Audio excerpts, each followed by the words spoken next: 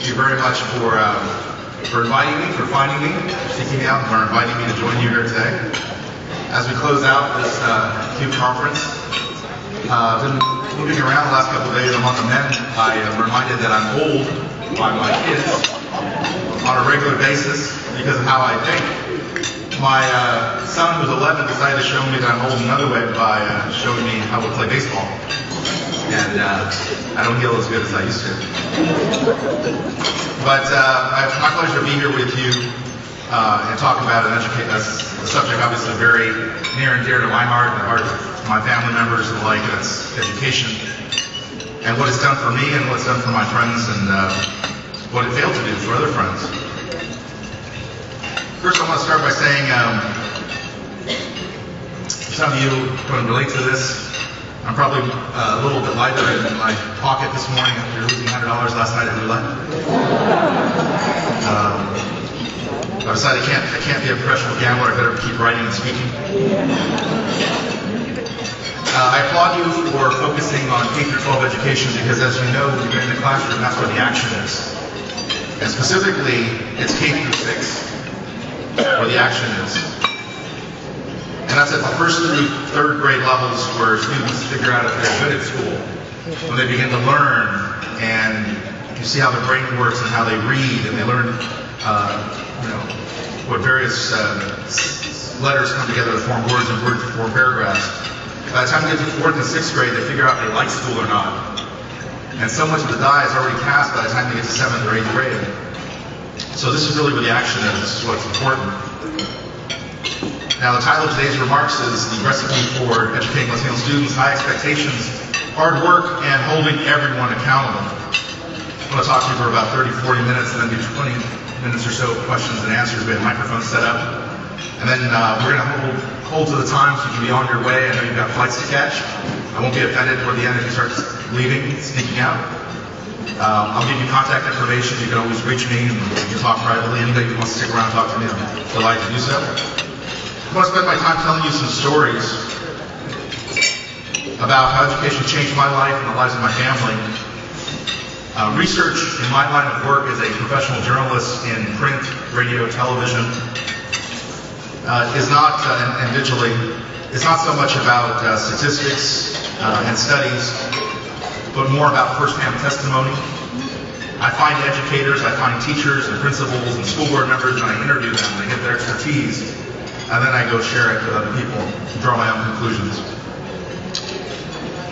You know, if you play that game where if you have 6 words, you'll see sometimes on Facebook and others say, summarize your high school years in 6 words or something. The time you had in college, your life's work and dream in 6 words. For me, if you were going to summarize my educational journey in public schools over these many years, it would go something like this. Those 6 words would read, the hexagon wound up at Harvard. So we'll get to that. First, though, there's a question, and that is, since we're talking about Latino students, why are Latino students so special? Why do we talk about them? We talk about them for 3 different reasons. I don't think they're any more special than anyone else, but I do think that they represent some special challenges. We talk about them because of demographics. Because in a country of 320 million people, 18% of the population is Latino or Hispanic. About 67% of that, 2/3 of that population is Mexican or Mexican American. That number is going to grow to 28% in 2060. It's going to get to 25% in 20 years. 1 in 4 people in the country will be Hispanic. Already today, that's happening in the average kindergarten class. So you go to any kindergarten class in America, on average, 25% of the kids in kindergarten are Hispanic. So it's a young population, right? 18% of the population overall, 25% of the kindergarten kids. The second reason we talk about it is because they struggle. Latino students often have a difficult time in public schools. More difficult than some of our white and African American colleagues. Because of language differences, because of immigration status, because many of them are also migrants and have been traditionally migrants. And when parents would move their kids out of school, schools and the administrators got the wrong idea, they began to talk among themselves and say the Latino parents don't value education. For those Latinos in the audience, they know the gag line there, the punchline. It's one thing to get something wrong, it's another thing to get something 180 degrees wrong. So when you say that Latino parents don't value education, you're completely, totally wrong.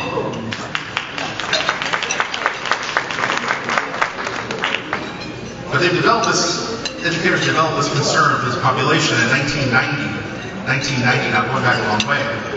28 years, in 2 years, we'll hit the 30th anniversary of the White House Initiative on Educational Excellence for Hispanics. This is the first George H.W. Bush, and his Secretary of Education, Laura Cavazos. There's a name from the past for many of us, my friends from Texas will recognize that name. He was the Secretary of Education, and they launched this White House initiative because of demographics and because of the challenges facing Latinos. The third reason that Latinos often struggle with education is that Latinos are neither black nor white. So that dominant paradigm, that important racial paradigm that defines the United States of America, that is so prevalent in New York and Washington and along the East Coast, and in the American South, all these places I go, I've lived, I've worked, I travel, I speak. In those places, that paradigm is black and white, and it's always going to be black and white. But if you go to the Southwest, into Albuquerque, into Phoenix, into Denver, you see a different dynamic. In California, certainly a different dynamic, where you have bigger populations of Asians and Latinos than you do African Americans. But in that context of the model of not either black or white, it's easy for Latinos to fall through the cracks. Now I'll tell you, one of the things I'm most grateful for is, since I went to a college that didn't have a huge Latino population or a huge African American population, to give you an idea of what I'm talking about, when I graduated from high school in 1985 and I applied to and went to Harvard, there were 25% of Harvard's population, student population, 25% was Asian. No, excuse me, was minority, and that included Asians. The entire non-white population at Harvard was 25%. 75% white in 1985. No longer the case now. But what that meant was that in my freshman class of 2,000 people, there were maybe 35 Mexican Americans. There was a slightly larger number of African Americans, maybe about 100. And so I was given a great gift. Because I wasn't going to a school that had a big African American population and a big Latino population, we were not allowed to segregate ourselves and go into our own separate worlds. We had to learn to depend on one another. So you find yourself in a place where some of your best friends are African American, some of my African American friends' best friends were Latino. I would literally be walking through Harvard Yard in 1985 or 1986. And I'd see an African American student walking toward me who I had not met and I did not know. And he would look at me, and I would look at him, and we would nod. What's that about? Right? What's that about? That's about an acknowledgement that the two of us were experiencing something very different from what 75% of the student body was experiencing. Right? So I end up developing, and to this day I cherish these African American friends that I've had for now 30 years. And though I came from California, I began to learn about things like Jack and Jill. I began to learn about things like the significance of historically black colleges and universities. And there was something that went on during my college years where my black friends would come to me one day and say, you know what, I'm taking a year off from school next year. I'm going to go become a visiting student someplace else. And I'd say, okay. So I'm not going to be here. They said, and instead of going to Europe and other places that Harvard kids are typically going to, their idea was to enroll as a visiting student at a historically black university. So one of my better friends, Jay Stewart, went to Howard for a year, came back to Harvard to graduate. The idea was that you start at Harvard, you would finish at Harvard, but you would take one extra year and you would enroll, for classes, credit, and everything in this black university, historically black university. Because you wanted the black college experience.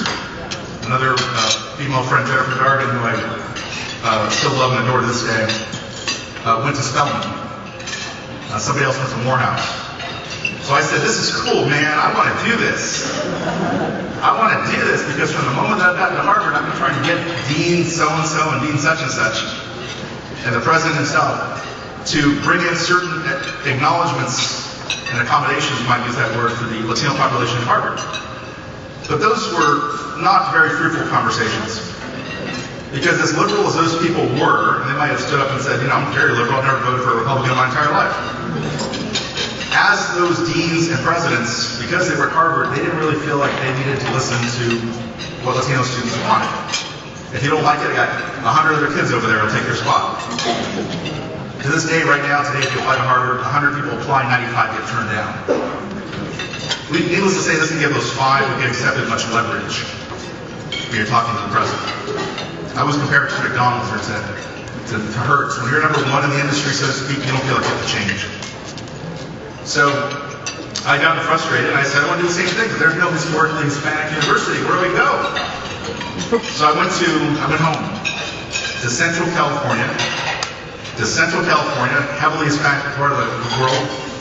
My hometown was 80% Hispanic, and I enrolled at Fresno State, which is my local university, Cal State University, Fresno, where my dad had gone, where so many of my cousins and friends had gone. So many people who went there to become teachers had gone there. And I enrolled there. I lived at home with my parents, and I took 8 Chicano Latino Studies courses. That's all I took. I figured everything else I could learn at Harvard, right? So I took 4 Latino courses, 4 in the spring and 4 in the fall. Finished my year, and then I graduated, went back to Harvard and graduated. And so that was my experience of a Latino year away, right? So now I find myself a journalist. I'm the guy who started off saying I wanted to be a lawyer. I went to Harvard to become a lawyer. I was specifically, you don't appreciate this, I was going to become an education lawyer. Because I really didn't like other aspects of the law. In the 90s, or in the 80s I should say, I'm older than I thought. In the 80s, you know, you turn on LA law, the idea was that lawyers, if you really want to make a lot of money, everybody was a PI lawyer, personal injury lawyers. A lot of money, not for me, not for me. So I wanted to study education law. So I got into my head that what I needed to do was get a JD law degree and an EDD or a PhD education and really make schools and law my overlay, right? But somewhere along the line, you know, writing came back and bit me. Something I'd been good at, my high school teachers had encouraged in me, and something I sort of done my best to suppress, and eventually comes back. And so once writing sort of came along, and I got a chance to write, I became a journalist. But education was always there, just like as the African American experience goes along, the Latino experience will always be there right next to you. As the Latino experience goes along, the African American experience will be right there next to you. We are these distant cousins you can't get away from. Likewise with me, working journalist, that's what I do for a living, right? Washington Post Writers Group, 100 newspapers, on CNN, Fox News, hosted radio shows in 5 different markets, all that stuff. But education has always been there. And it started in college when I took graduate schools in education, at the School of Education at Harvard. I had a course that I really loved. It was called Schools in the Law. Man, I love that course. It was taught at the law school and the School of Education, and it was all about the overlay between the intersection of the law and schools. We would wrestle with things like the First Amendment rights of teachers and students.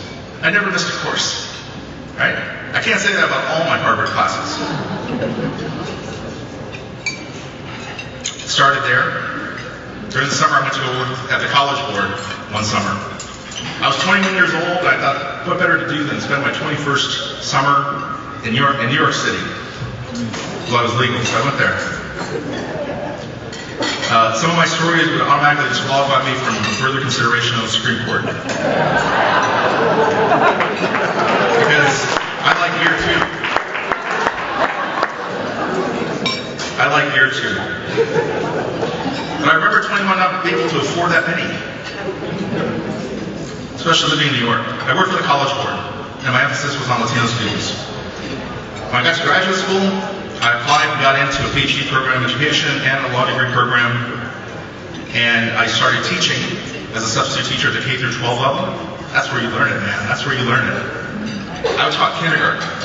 I need to tell you, when you graduate from Harvard and you think you walk on water, the old saying goes, you can always tell a Harvard man, but you can't tell him much and not a single thing on commencement morning.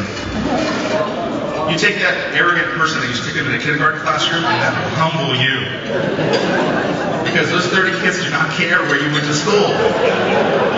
Right? And they will give you a breakdown. And they'll do their best at that. And so that's what I did. That's where I learned my humility, K through 12, right?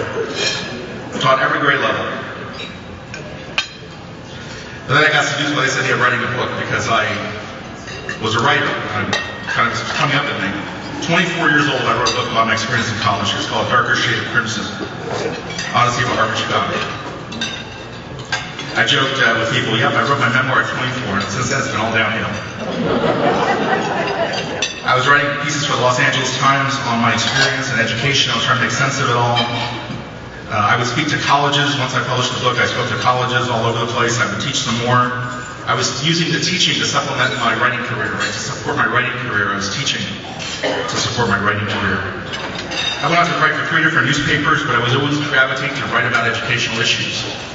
I wasn't a schools reporter, but I was an opinion writer, and I would write about bilingual education and charter schools and No Child Left Behind, and I just did it with a kind of ease and interest because I had been in the classroom and I really cared about education. Today I'm an education policy fellow at the George W. Bush Institute in Dallas.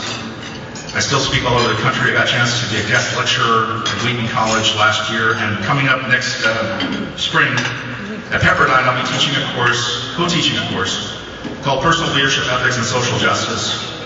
And I'll be filling some big shoes because last year that course was taught by Cornell West.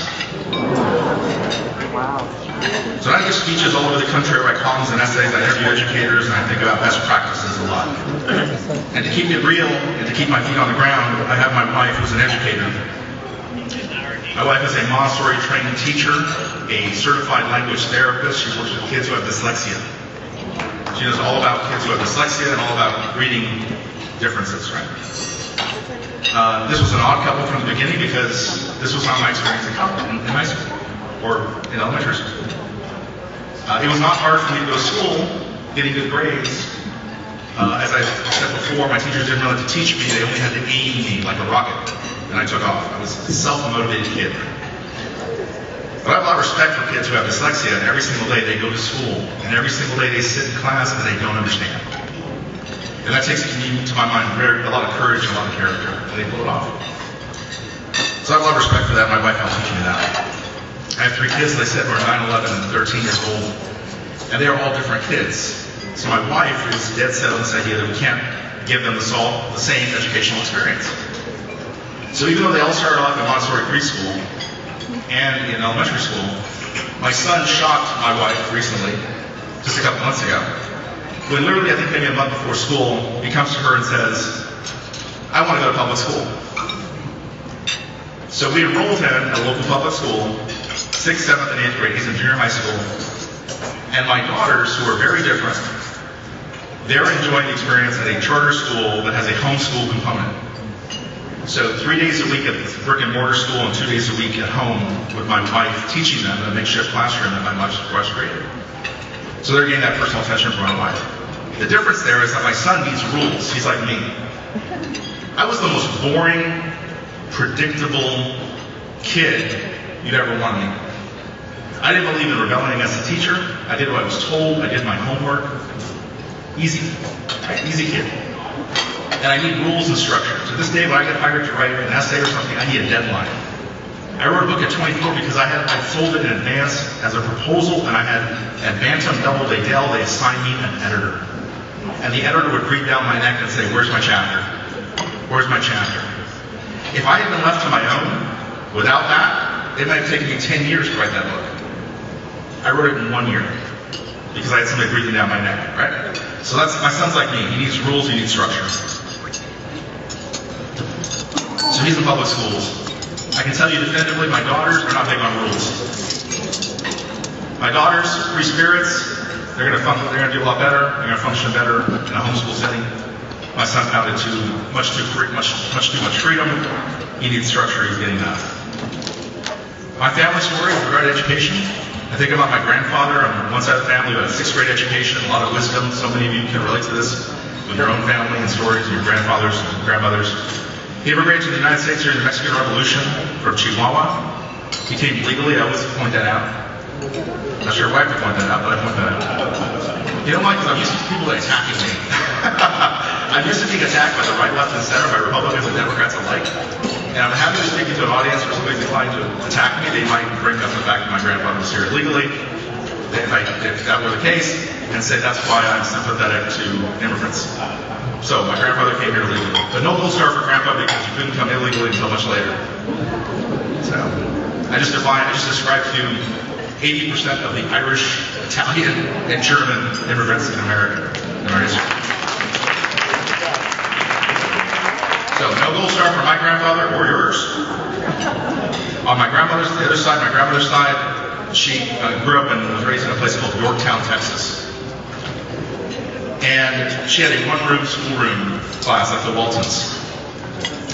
And her teacher, who was Latino, was Mexican-American, would leave and on her boyfriend's horse to take off for the day. And they'd leave the kids there by themselves. No accountability in that school. My father then came along and he struggled in school. My dad, to this day, after he met my wife, my dad would tell you he had dyslexia. We don't know if he had dyslexia, it's never been diagnosed, but he certainly has struggled with reading his whole life. He would go into these classes in high school in the 50s, and they were nicknamed, Bonehead English, Bonehead Math, that's what they used to call him. That's what the students called him. He had perfect attendance. I remember once asking my father, why in the world would you have perfect attendance going through high school if you hated school and you were no good at it? And he goes, because I was afraid of the old man, my grandfather. So my grandfather, again from Mexico, raised 5 boys, got them all through the 50s and 60s, never engaged in one rumble. Somehow all my uncles and my father missed the 1960s entirely. Nobody smoked not one joint in the whole decade. And I would ask my uncles, man, the fact that you guys were on the straight and narrow all through the 60s, you must have had great respect for law and order. And my uncle would say, law and order, hell, we were afraid of the old man. He did not believe in sparing the belt, the rod, whatever was handy. So my dad graduates in 1959 from Sanger High School, this high school that we all went to in the middle of California. He graduates at the bottom.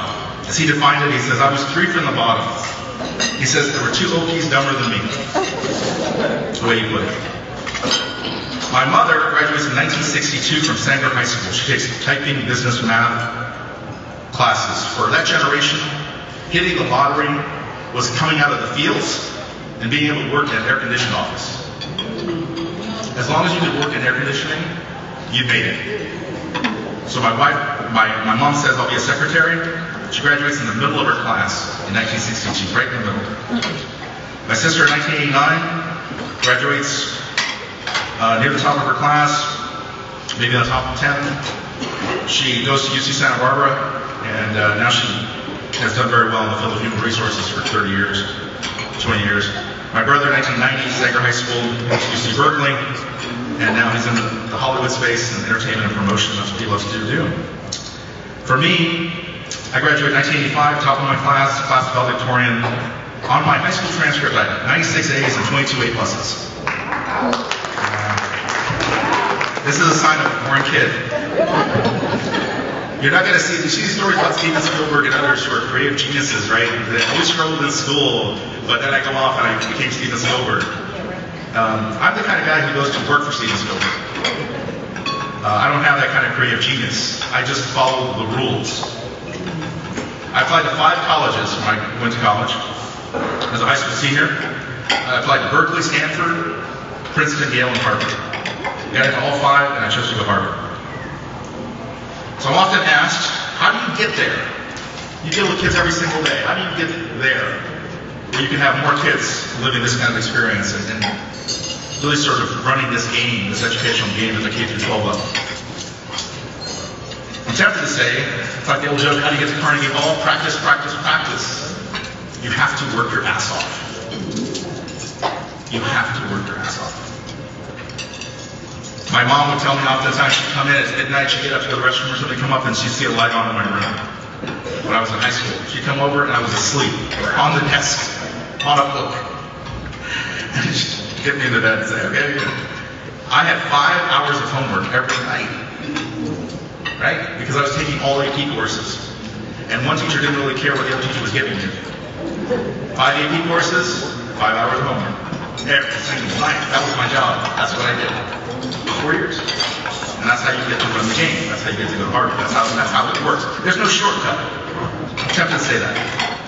But I think you also need something else. You need the triangle. The triangle of 3 things that have to work together for it to all work out. The student, the school, and the parents. The relationship between those 3 things. Now there's something else. I'm going to tell you about it. Let's layer it at the bottom of that triangle. But for our purposes, the 3 things. The student has to be there ready for business. Don't fight the teacher. Don't rebel against the teacher. Do what you're told. Do the work. The parents have to be there. Monitor the kids' homework. Don't make the mistake that you're going to send the kid to school and then you're out of it. It's the school's job to teach my kids. I have no role to play in any of this. That's not true.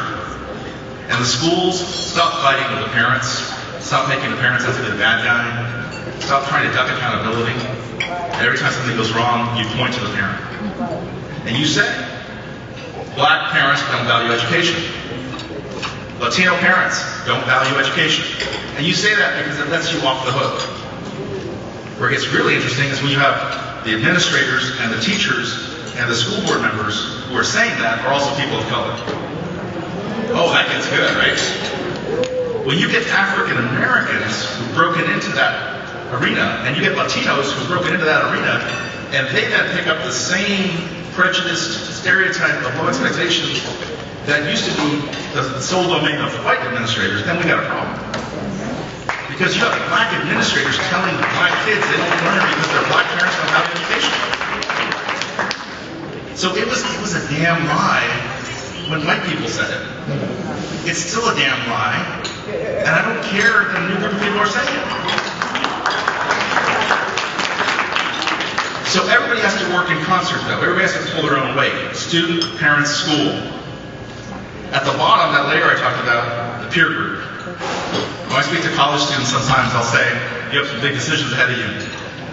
I said, I can give you $10 million, 5 Harvard degrees, and a thick Rolodex full of networks. And if you make one decision up ahead incorrectly, I'll check back with you in 10 years and it'll all be gone. And they look at me and say, what decision? If you marry the wrong person. Because the person you marry as your spouse, you will learn. Speaking as someone who was married once before and didn't work out, I said, my wife and I have been married for 15 years, 16 years. If you marry the wrong person, that person that you marry is either going to lift you up or pull you down. And when you're in high school, you better believe that's the same thing. The peer group that you hang with, your friends, they're either going to lift you up or pull you down. Right? As a parent, it will turn my hair white. You spent all this time and effort and money and time and all of it into this kid. And you think to yourself, you send them to the schools, and the people that they hang out with, they can ruin it all for you. Those friends, your kids' friends, are going to lift them up and pull them down. So in elementary school, I was a hexagon. What I mean by that is the following. There used to be this thing called ability grouping, tracking. There's some people who say that no longer happens. They say it's illegal. It's against the law. We no longer do that.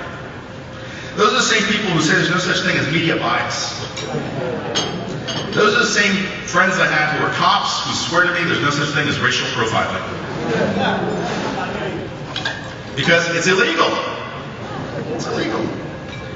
So, ability grouping in the 1970s, when I was in elementary school, I was a hexagon. One teacher divided up her 30 students into 6 different groups of 5 students each. Each one had a shape. She'd say, can I have all my triangles over here, my circles over here, my squares, my rectangles? And I was a hexagon. A couple things about the hexagons. I was the only Mexican hexagon. All my friends were white kids. The hexagons were the smartest kids. We can sugarcoat that any way you want. But even at that age, when you're 10, 11, and 12 years old, you know who the smart kids are. You know who the kids are who are struggling. Okay? People, especially liberals, can tell me, oh, no, I treat everybody the same, and everybody learns the same. I love all my children. No. At 10 years old, I knew who the smart kids were, and I knew who the kids were struggling. And the kids who were struggling were the circles and hexagons. The very fact that I was made to be a hexagon meant a couple things. It meant that when I graduated from 6th grade and went to 7th grade, they asked my 6th grade teacher, could you recommend some students who are going to go into pre-algebra, who are going to learn and be in pre-algebra? And what that meant was, it's going to put you on track to take algebra, to take geometry, trigonometry, all the way to calculus. And if you play it right at 6th grade, if you make that cut into pre-algebra, then when you go to 12th grade, you're going to be in calculus. And the calculus class, to give you an idea, there were probably about 450 seniors in my high school class. And of the 450, 25 of them were in calculus. That's it. Okay? Game over. It will not surprise you to know a couple things. Most of the kids in calculus didn't look like me. Mostly white kids. Even in a town that was 80% Hispanic. But also, if you think about where those kids went, they all went to good colleges. I had 4 or 5 went to Naval Academy, went to Stanford, went to Berkeley, went to Cornell, I went to Harvard, they went to different places. So you take the toughest classes, you have your peer group, and all of a sudden the hexagon ends up at Harvard. Time goes on, you find that it gets you into a better graduate school, going to a better college, it gives you more jobs and opportunities.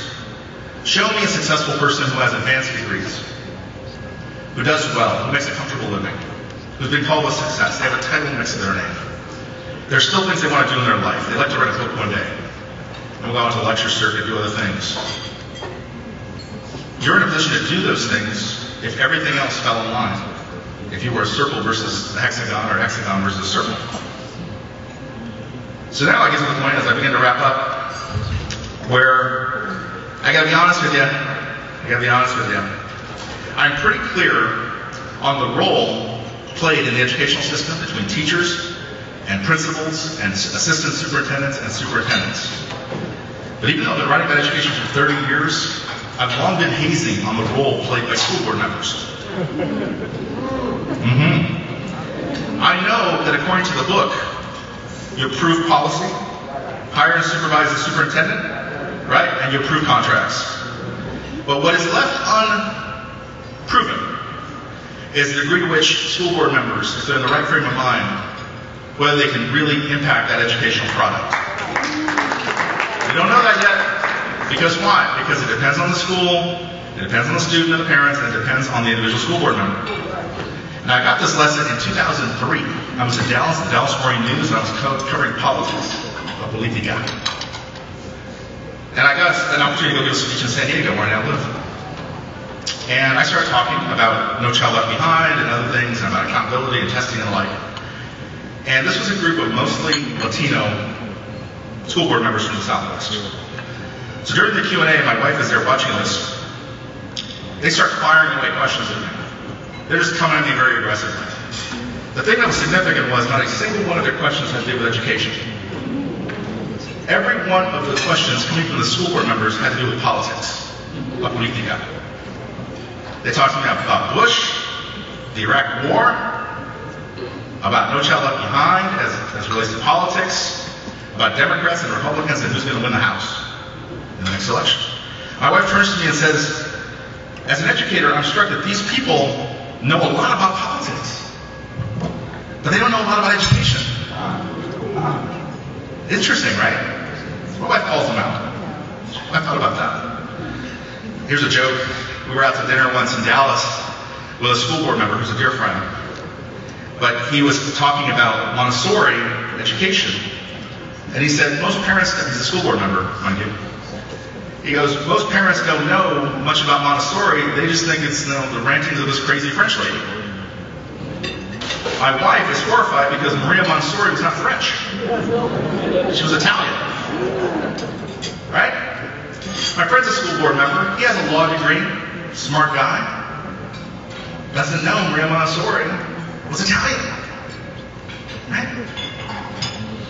So my wife, it sort of reinforces this idea that school board members are this unique hybrid.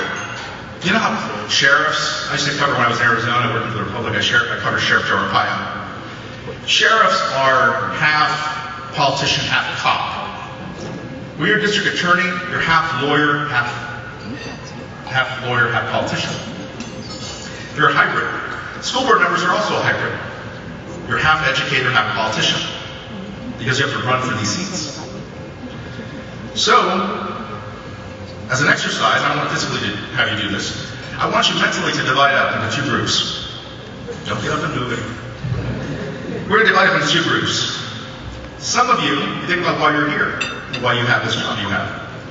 If you are in political camp, if you are a politician, if you are a school board member because you are a baby politician who intends to go then and run for the city council or state assembly, to become a congressperson one day so you can get to the Senate and be able to grill the future Brett Kavanaughs of the world, if that's where you want to go, I pass no judgment. I love politicians. Some of my best friends, as they say, are politicians. I'm not joking. On the Democratic side, I have known for 15 years Joaquin and Julian Castro. They're like brothers. However, on the Republican side, for 15 years I've known Ted Cruz.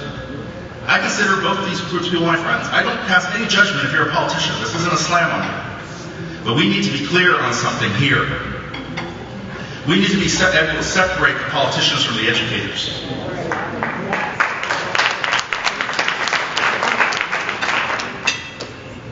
You each have a lot to offer, and I have something to tell both of you. When I was at the graduate school at the Kennedy School of Government at Harvard, I went to school with lots of politicians, including the future president of Mexico, Felipe Calderon. A lot of friends who are politicians. I took a course on how to run for Congress, soup to nuts, everything you need to know. If you want to build a career out of this, catch me later, send me an email, and I will help you. Okay? I will help you. I will make you a deal. I will help you go from school board member to Congress. But you're going to give me something in return. You need to stay the hell away from those kids.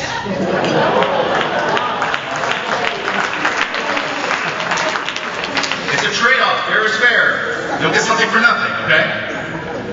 I'm going to give you, you got to give to me.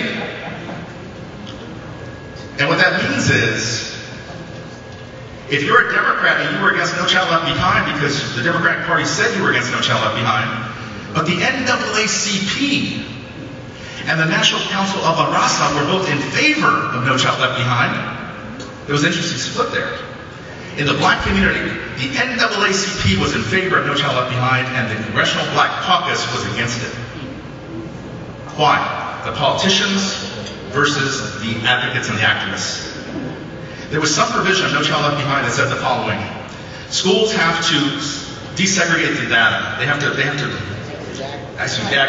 the data. Excuse me, thank you, I would say that. You've got African American data, test data, and white test data. You need to separate them out so we can see how it's going. Guess what? Teachers, unions did not want that. They hated that idea. They didn't want to write big letters in the sky that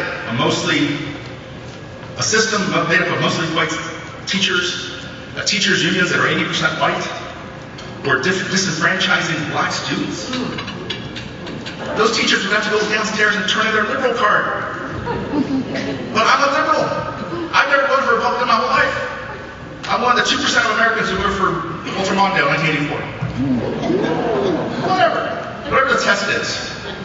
Because that would not look good on your resume. If you were a liberal, a white liberal, and you were presiding over a system that had disenfranchised African American students.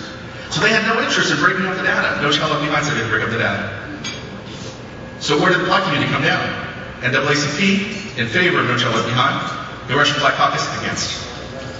Right. Over here, Latinos, Congressional Hispanic Caucus against. National Council of La Raza in favor. All right? What's up? What's up? You know where it's going. So are you in the game? Are you in the game for politics or education? So again, no judgment, but that's why you have to stay the hell away from these kids. And I will help you get elected. That's our bargain. Last thing I leave you with this. I did some interviewing, I talked to some educators. retired working on the job educators, and I asked them what works and what doesn't in terms of going after Latino students and really helping Latino students maximize their educational potential. Here's what I got really quickly. One person said we need early learning, emphasis on reading K through 3. It's the whole thing. It's the whole ball of wax. Put all your, if you have an army, put all your guns there. Okay? He said you need more school counselors, more school psychologists, because they're really dealing with stuff that we can't relate to. In my day, back in the old days, your school counselor helped you get into college. Now your school counselor is helping you deal with the fact that your dad was deported last night. Okay, and you may have substance abuse issues in your house.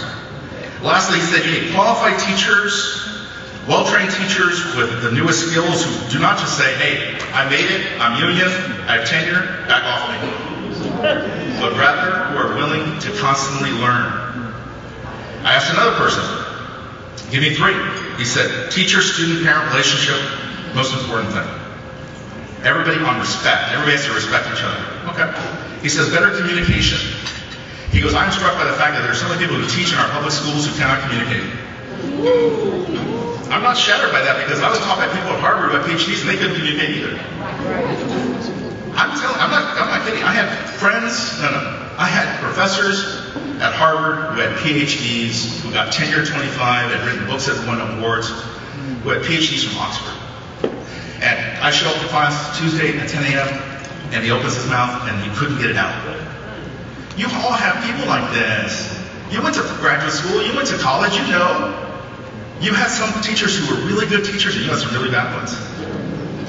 The idea of being able to communicate is a mystery. I'm a professional communicator and I still don't understand it. There are writers who can write the hell out of a story but they can't come up and speak to you all. And there are people who can speak to you all but they can't go do radio or television. Communication is a mystery, right? We need better communicators in the schools, he said.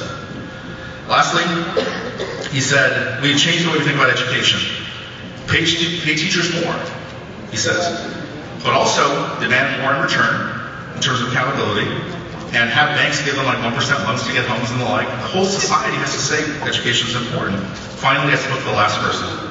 He said, do away with collective bargaining. Deal with teachers individually. So the teachers have to do more. The teacher doesn't say, my contract says I get to leave at 3 o'clock, so I'm leaving at 3 o'clock. My contract says I don't have to be here till 8, so I'm only going to be here till 8. He says, remove the restrictions on funding, like charter schools have, so you have more efficiency. And he said, more direct accountability. My answer to the question, what works for Latinos here are my 3. High expectations across the board. Don't catch yourself. Don't let yourself get away with the idea that these kids can learn, these kids can't learn, and the bigger, wealthier school districts, bigger high school, the $20, $30 million high school with a nice swimming pool, that all of a sudden those are the kids who can go to Harvard. No.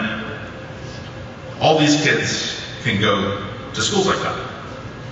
Secondly, the relationships, the communication thing I talked about, absolutely I agree with that. And lastly, accountability. Accountability in a really direct way. In New York City, they have something called the CompStat program for cops. It was started years ago by Commissioner William Bratton during the Giuliani administration. And basically what it said was, you can't just show up as the watch commander, the lieutenant, the assistant chief, and say there's crime in my district, but I can't do anything about it. We don't pay cops to stay out of the dangerous neighborhoods. That's where we need them. Likewise, we don't pay teachers to stay out of the difficult schools. That's where we need them. The way CompStat works is the night you show up in the morning, you go to the meeting, you get the commissioner there with all the assistant commissioners, everybody's making money. Everybody's making money. You think your pension is good? Look at the average cop pension. Okay, I got cops in San Diego County who have to retire at 45 because they can't afford to keep working. The pension is so good, the union is so good.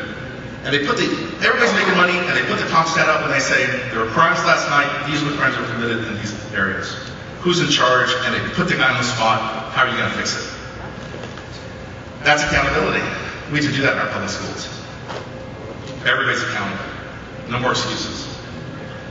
So, that's where I'm at. My contact information, in case some of you asked, you can reach me at rubennavarrette.com. You can reach me, Ruben at rubennavarrette.com. Just put Q in the subject line. Ask me any questions you want. Engage me if you like. Those of you who have to leave, you are most certainly excused.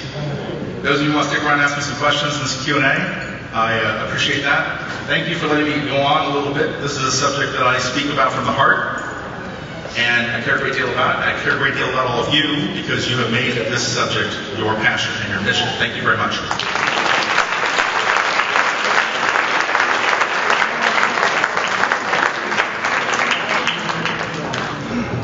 Yes, sir. First of all, thank you for your presentation. Can you tell us about the experience of Black Latinos? Yes. Yes. So, I spoke before about these two populations. They're like distant cousins. And you have a lot of similarities between the African American experience and the Latino experience at the K-12 level. And as I said before, the story I had about my friends who took time off, there's a lot of similarity between the kind of college experiences we had. And we are these distant cousin populations. But there occasionally is this tension. There are Latinos who believe unfair stereotypes about African Americans as related to crime. And they shouldn't. But there are African Americans who believe unfair stereotypes about Latinos as relates to immigration, and they shouldn't. So occasionally, the cousins fight. The cousins see the world differently. Where did I learn this? I didn't learn this in school at Harvard and in a book. When I was 26 years old, I got a chance to host a radio show in Los Angeles with Tavis Smiley. Tavis has been my friend for all those years. Through him, I've met other people, Michael Eric Dyson, Cornel West. I've met a lot of these folks. Black intelligentsia, if you want to call them that. And Tavis and I know each other a long, long time and have a real special fondness for each other. But we hosted that radio show together in Los Angeles, and of all places, Los Angeles. And we would see that conflict come up sometimes with our callers. With African American Latinos, with Black Latino, it's like having the intersection of those two communities. And African American Latinos, Black Latinos, will sometimes be at Latino conferences or gatherings, and they feel like they have to stand up on a table because they're being ignored. But conversely, if you take that African American Latino and put them in an African American conference, sometimes they feel like they have to stand on a table because they're being ignored. Because the debate over immigration is a little too cut and dry for them. So that's the interesting thing about my friends who are part of that Black Latino community. Because as you know, Latinos are not a race. So it's very possible, it's an ethnic group, it's our heritage, it's an ethnicity, you have some overlay, where you can have somebody who's in the Black race who's also Latino. And they have that. From my experience in talking to these people, they're none too happy with either community. They're just being straight. They're just being straight with me. Anyway, so that's an important group, but they do often have trouble finding a seat in both communities, but I do think that each community has to listen to those people because they have some very important insight. Yes? Thank you very much for being here today and talking with us. I'm Susan Valdez. I am a school board member in Hillsborough County Public Schools with the 8th largest school district in the nation, serving 220,000 students. So, I have to share with you a comment and then a question. As it pertains to politics, I have been a school board member for 4 terms, serving this year will be my 14th year. And to explain how politics works in this business, when the state legislator only allocates 47 cents to the base student allocation,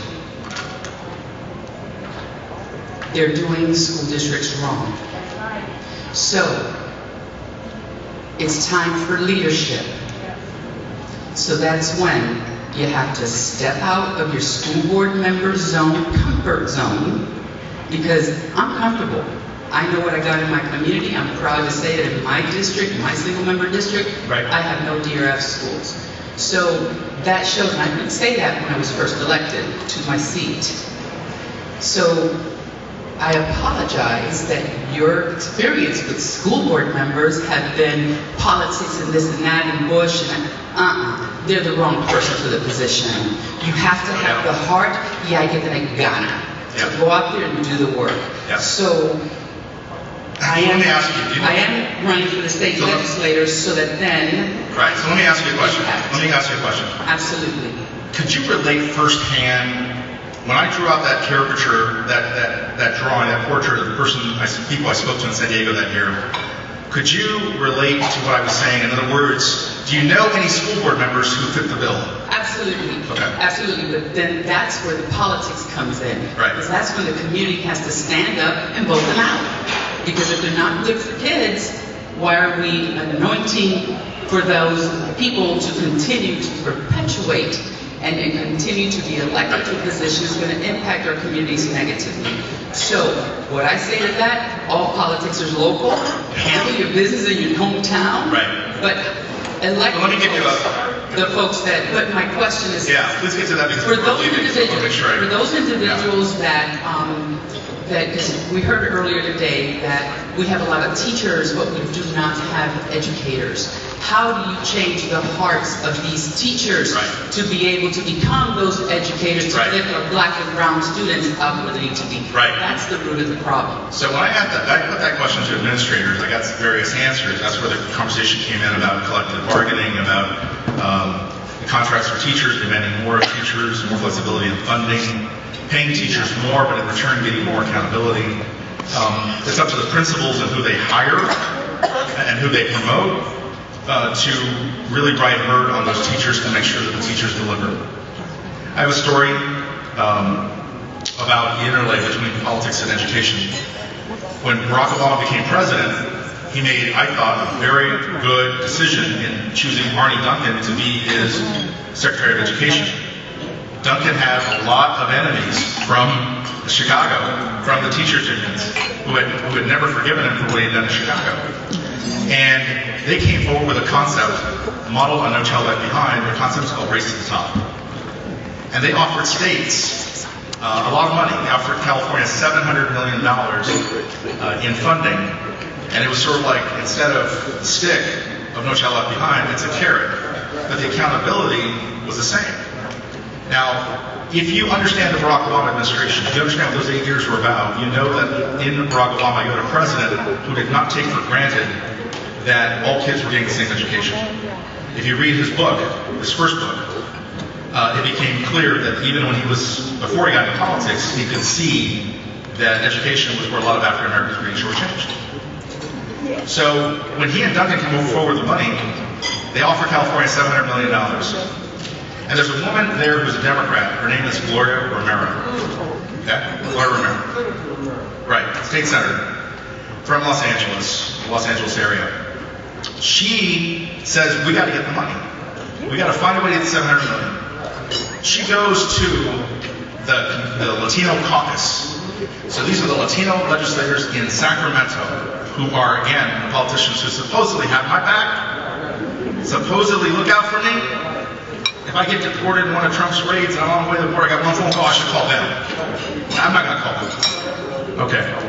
But in any case, she goes to them and she says, I want you to sign this because we have to get this money from Washington. But there's a condition. We have to, in order to get the money, Obama wants us to take down the firewall that exists between teacher compensation and student performance.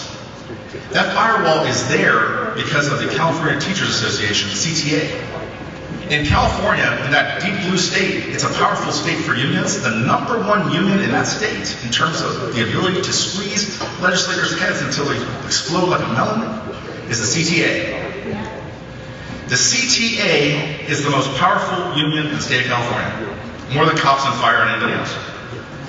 So when she goes to ask these legislators, can we get the money? These are Democrats. Their first question was, I'd love to support you, Gloria, but where's the CTA on this?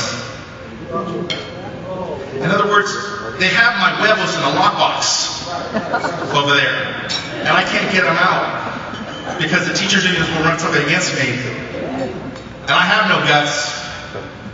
And let me just tell you, I need to hold on to this job like grim death. You show me an African American member of Congress, and I will show you a Latino member of Congress. And they work 175 days a year, and they make $175,000 a year, and they get their medical from Walter Reed. And when they retire, they're going to get a six-figure pension. Neither one of these individuals, if they leave Congress, is going to go split the atom, write the great American novel, or start the next Google. These are not smart people. They need to hold on to that job, which means they cannot piss off the CTA in California. That's politics 101. Right? So they wouldn't give her the money. They wouldn't go along with taking down the firewall, so we lost $700 million. When I talked to Gloria Romero, she said, I don't get it. I got a Democratic president. I got a Democrat who's Secretary of Education. I'm a Democrat senator in California. I go to the Democrat who's in the Assembly to get Democratic money, and I can't get it. I would love to blame the Republicans, but I can't, because everybody who's guilty in this equation is a Democrat. So my understanding about politics overlays, politics is essential to doing business and education. It is also sometimes very effective in derailing the educational product. Yes, it does. Yes, question? Yes, I'm a school board member for Reno, Nevada, and we have a middle school, and it's a good school, it's a very diverse school. Even though the school's physical location is in a part of Reno that's very high on Latino students, because its zoning boundaries are so big, it has a lot of Latino students and white students, and it's just a very diverse, good school with a good mix. However, in 2 years, we're going to be building a brand new middle school, and this new middle school is going to be located right in the middle of a part of Reno that's overwhelmingly white. Right. And so my big concern, and this is my district, my big concern is that when this new middle school is open, all the students that go there are going to be almost exclusively white, and the existing middle school is going to revert to being exclusively Latino. What can I do as a school board member to try to avoid that when the boundaries for both schools are so much locked in with white one, Latino the other? Okay, so you saved the difficult question for last. There's going to be something you can do. You're also going to get to a point where there's not much more you can do, because you're laying out a very complicated scenario that goes way beyond the school board. And the power to stop that sort of resegregating of the populations. But the first thing that needs to happen, I think, is back to communication. You need to have that conversation, if you aren't already having it, publicly. In the editorial board of the newspapers, in the stories that are being written, on the television news camera, stories that are coming out. You need to find a way to have this conversation to say what you just said to me. This is where we are now. This is what's happening. If we don't do anything, this is where we're going to end up. Now, are we comfortable in 2018 to have a all Hispanic school and all white school? Are we comfortable with that? Because we think that this isn't the years before 1954. We think somehow that you can have an equitable education between that. The problem with the historical problem with segregation was separate and unequal. But there's a good debate to be had. This is what we're talking about, black colleges and universities. Not every black person in America feels like they need to go to school with white people in order to succeed academically. And there needs to be some way of mixing all that up, but that's a public debate. That's a conversation for the community to have, right? So everybody who votes, everybody who sends their kids to school, they need to have that conversation on the editorial board of the newspaper. You need to bring up that issue as often as you can if it hasn't already been brought up. If it has been brought up, bring it up again. But make it sort of real for people so they can get it and understand it and communicate to them. Because you're going to need a local solution to that. But it would be wrong for me or anybody who doesn't live there to say, you need to do that. Because then you sort of have a role played by a federal judge in Boston where you end up busing kids back and forth. A decision that I completely understand at the time, that made sense at the time, but ultimately was very problematic. Thank you. Thanks. Yes. Hi, my name is Kay McCloskey, and I am from Calumet, Illinois, right outside of Chicago. And you began your speech with the word accountability, and you ended there as well. That is one of my biggest struggles. I am in a school district where I am trying very hard to mold the superintendent accountable to some things. Right. And how do you do that when you're a thermostat among the monitors?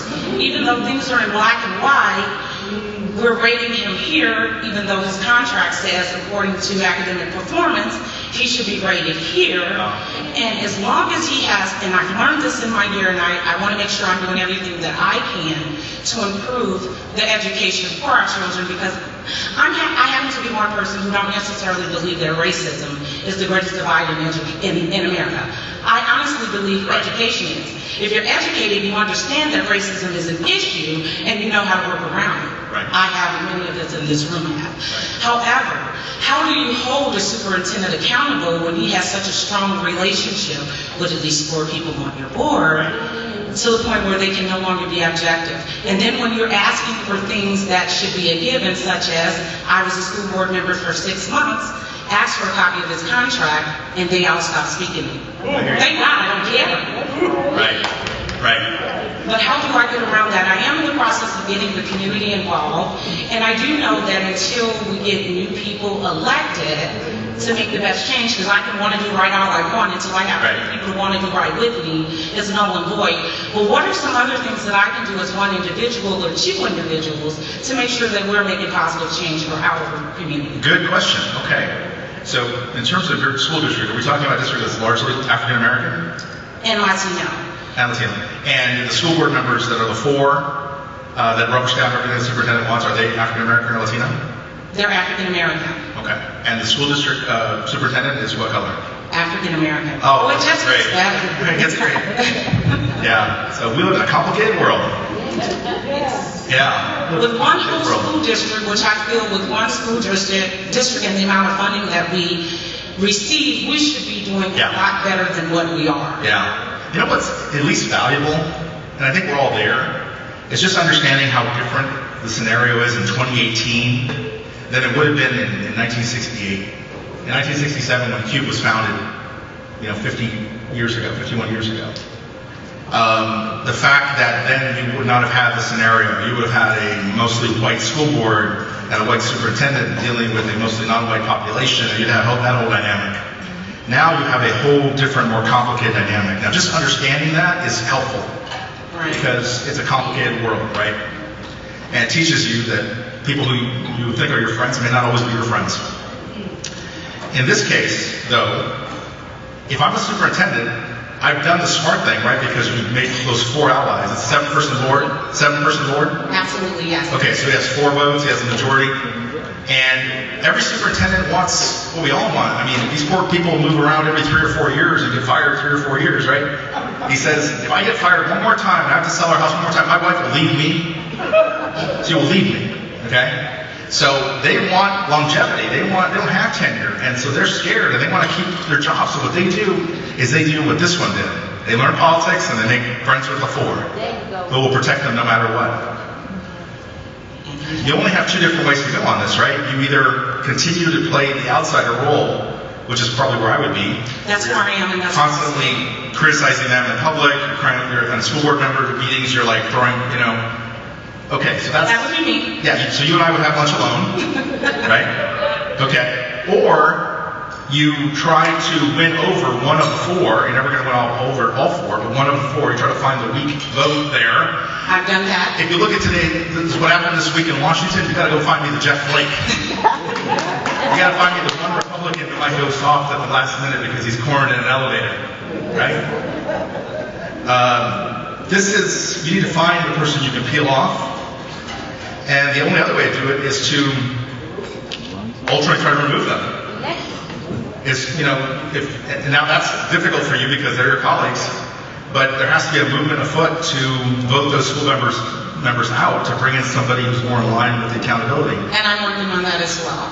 Yeah, and it doesn't have to go with Armageddon all of a sudden, because if you would just have a superintendent say, I understand what my contract says about accountability, and I'm on board, and again, worry less about politics and schmoozing with the 4, and just worry more about delivering the educational product, then we're good. Absolutely. Then we're good. But anyway, good luck to you, and thank you. I would be sitting alone, having lunch alone, like you probably are. I do too, but I don't care. Okay, good.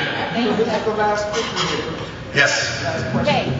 And I thank you, by the way. I just came off a workshop yesterday, great dynamic presenters that told us we're seldom going to be, you're not going to be the popular one. You come in to do some work, you're going to have some results. Right. It's going to be difficult.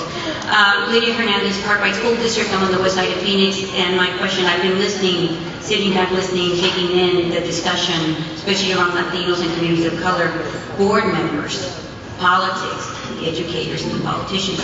And I know in the sidebar conversation I asked you what you were seeing nationwide, politically, between male, females, Latinas, especially in our school districts. But I'm going to preface it with this. In an era where immigration is now being discussed, is now a little bit more comfortable to talk about, supporting our communities, our fellow immigrant brothers now. It wasn't always fashionable or the trend. And for those of us that have gone through that path already, either are not the most popular or the ones that are outspoken. I think you have your own track record to deal with as a Latino that's moderate, that's in this, comes more to the center.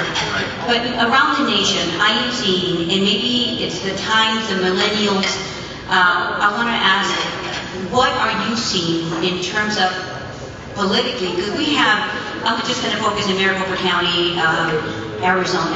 We have enough, we've never had as many Latino school board members.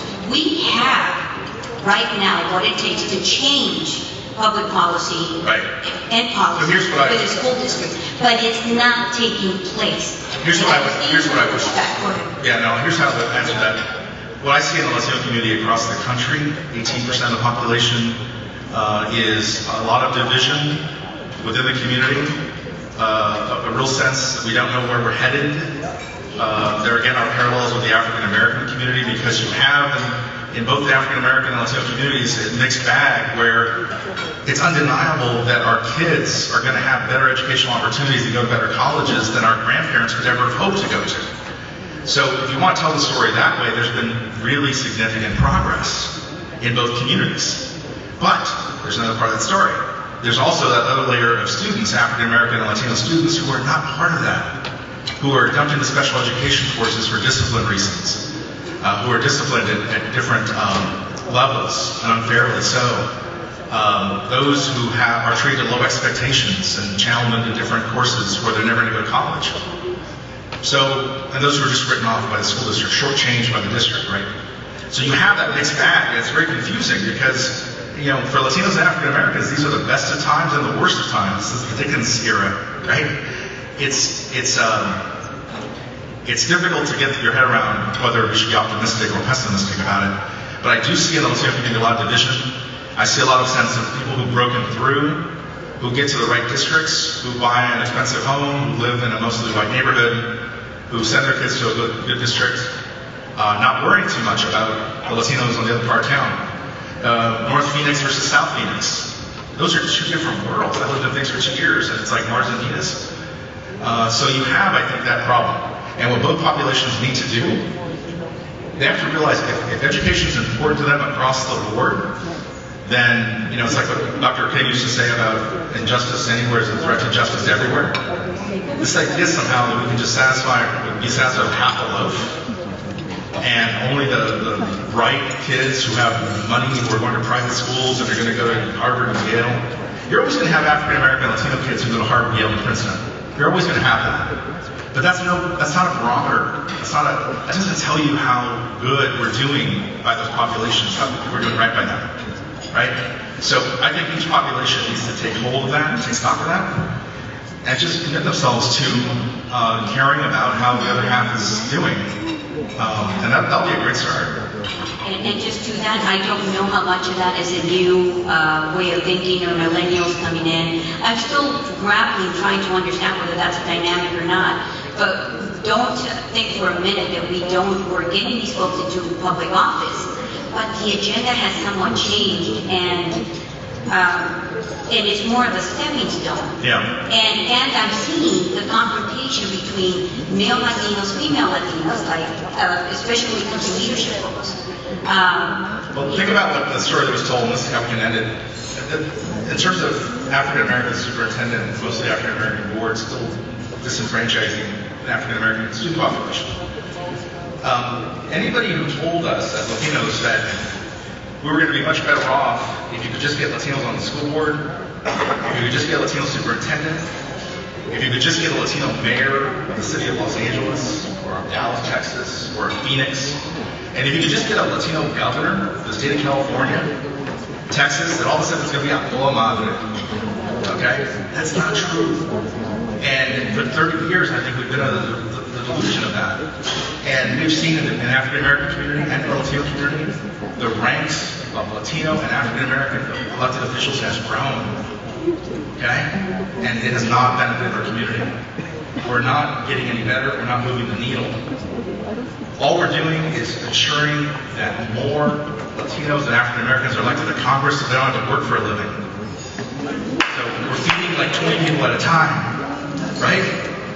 So I got African Americans and Latinos who are in Congress who don't have to pay for their food anymore.